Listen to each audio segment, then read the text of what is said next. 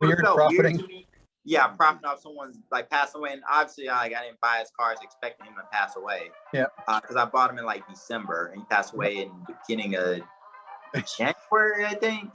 I laugh. It's not like people who are buying Willie Mays today, and I don't mean that to be mean, but you know what I mean. Like no one was expecting Kobe to die. Kobe died out of nowhere. People are collecting people who they know are going to be passing away soon, like Bob Cousy or somebody. Like Willie Mays. Yeah. I mean, it's sad to say that, but that does happen. I mean, I'm not saying everybody does that, but if you notice, a lot of people are buying Willie Mays right now. Yeah. You know, yeah, it'd be interesting because if he still lives to be another 5-8 years, he's well, like it's also another thing too. He's definitely, even if he lives longer, he's not signing anything else either. You know, he's 90-something years old. And again, that's just nature. But you're right with Kobe. And it's funny you bring that up because I remember when that happened, I was very active in Facebook groups, and some Facebook groups put a moratorium. They wouldn't allow you to post Kobe stuff, right? They're like, no, we don't want people profiting off that. And I saw that with several celebrities or athletes. If something would happen, the Facebook groups would not let you do it. Now, of course, eBay lit up like Christmas trees. I remember I had Kobe cards listed and they all sold on that day. I'm like, why the hell my Kobe cards sell? So like you said, we didn't, no one expected it to come. It happened out of nowhere. But yeah. So it's funny enough, most of the Kobe Bryant cards. So the narrative was you buy the guys who are going to be entering the Hall of Fame. And when they have like in November, December time. Yeah, and Kobe was that person, right? Yeah. And you sell during because I was active I'm not in Discourse anymore, but I was very active in a lot of Discourse too, trying to just learn about the hobby, talking to people. And it was like the thing is you sell when the finalists. Yeah. So buy the rumor, sell the news type of thing. Yeah. Also, even though I wasn't in the cars until like 3 years ago, I overall have been like a obsession with sports and like super knowledgeable about sports, like very in depth. I don't watch as much sports anymore, but I can still have a pretty good conversation about most sports, probably except baseball. Which is kind of funny because that's where your knowledge of sports, which many of us love, can pay you a dividend in sports cards, right? Because you know something, you know about trades, you know about teams, you're able to make better decisions on sports cards, or at least you'll make a judgment call based on that. Like for example, I wouldn't if I see a rookie quarterback get traded in year 2, year 3, I'm selling him. Other people will buy him at the new city, like, oh, he's going to be great here. I'm like, no, the NFL has basically ruled that he sucks. Like I've never been a Baker Mayfield fan.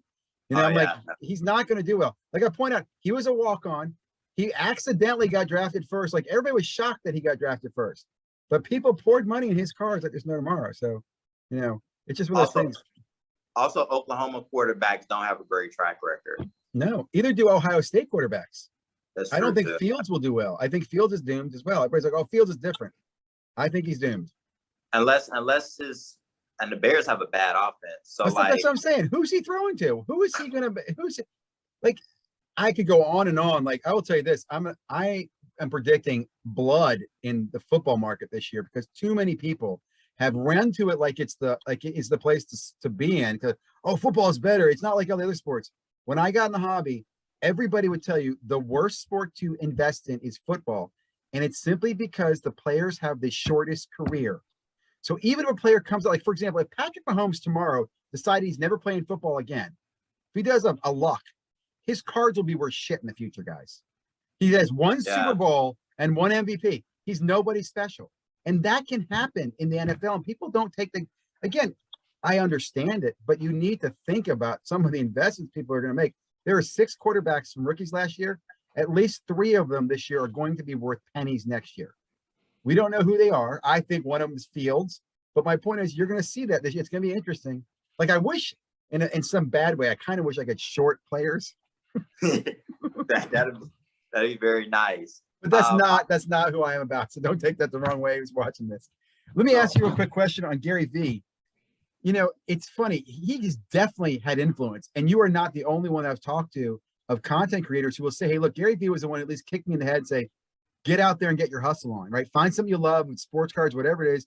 make YouTube, do whatever, get that going. If you could talk to him now, if you could be in a room with him now, knowing what you never 3 years ago, what would you tell him that you wish he told you 3 years ago? So like what other piece of advice would you given yourself or told him that warned people about? Yeah, I guess because there are a couple of times on some of the discourse he would show up. It's interesting because when he was in Discord, everybody would be like, Gary's here. Which Discords too? Like I remember he would pop in the sports card investor Discord. That was that one. And here's another quick story I want to point out. I remember again the whole the Project 2020 was booming back then, right? And he was going to talk to, I think it was Blake. I forget the guy's name, the artist Blake something. They were going to do a collaboration. Like he would do the tea and coffee thing in the morning. He goes, yeah, I'll be talking to Blake, somebody about Tops, whatever, next week. He never did that call. He never had that conversation. And I remember afterwards, he kind of went quiet and he made some statement how he felt like he was doing too much manipulation. Every time he talks about sports cards, people would blame him. And I will say, I agree that he never, ever pumped and dumped where he would promote a card that he would sell. Like he remember he also did the video where he had the KDs and the Devin Bookers on the table and those cards shot up. But the one thing I would want to ask him was, he is credited with having this call where he organized with people to talk about sports cards, including Steve Aoki. Did he ever have a follow-up with them? Because you don't have to make money off the cards. You can make money in other ways. For example, what Gary could have said is, look, Steve Aoki, dude, get in the cards. I can bet you I can get you a business deal with Tops. Because what happened? He got a deal with Tops later on that year. Steve Aoki was considered the influencer of the year in 2021. Now, Aoki has gone in sports cards, in my opinion. He had a one-night stand with sports cards. He's still kind of around, but he's not really a sports card guy anymore. You know what I'm saying? So it's those things I'd like to know. Like, Gary, what was the business things on the back end going on? I know you didn't want to touch the individual cards. I appreciate that, but there had to be some stuff on the back end that you knew was going on, and you had to. I don't know. I just think he had some influence on it. He knew. Not bad influence, but influence. Because it's him. Another big person, Vegas Dave, and the other person. But they don't get along, right? Vegas Dave and him aren't friends. Yeah, they're not. But the other person is Patrick Bet-David. I don't think he's manipulating. So Patrick Bet-David is the dude who sold the Wayne Gretzky's for over $1 million or whatever. Okay. And he was talking about before Gary Vee had his big thing about because he's been talking about cards. But Patrick Davis started talking about them, and he had videos maybe a year or two before that about cards that he had, and why he kind of invests in sports cards. And he's been a pretty successful entrepreneur. And I think he said one of the things that he really wants to get is a Mickey Mantle. But the kind of I can talk about them later. But Ask Gary Vee.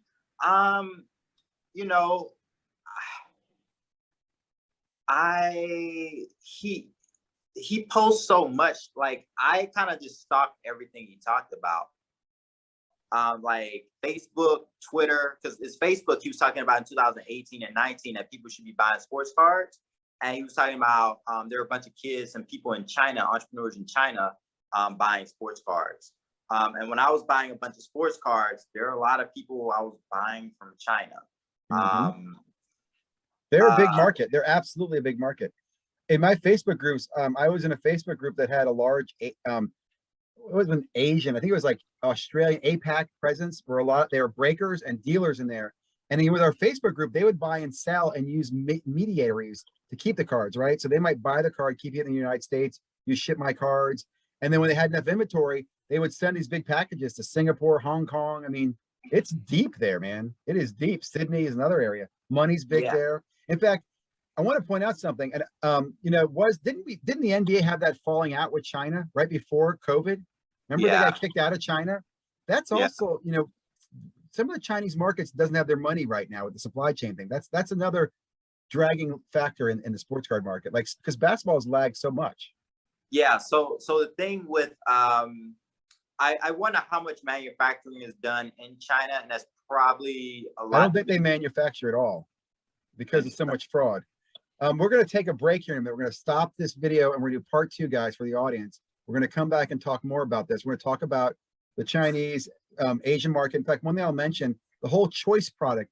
These choice products were originally designed to save on shipping costs because they didn't want to ship the base cards to the Asian markets, right? That's where choice came from. First choice product was in 1718, and it was in Australia. I remember talking to a friend in Australia who showed me breaks of choice before it even made it to the States. And back then, those boxes were $30, I think, to $70 for a box of choice.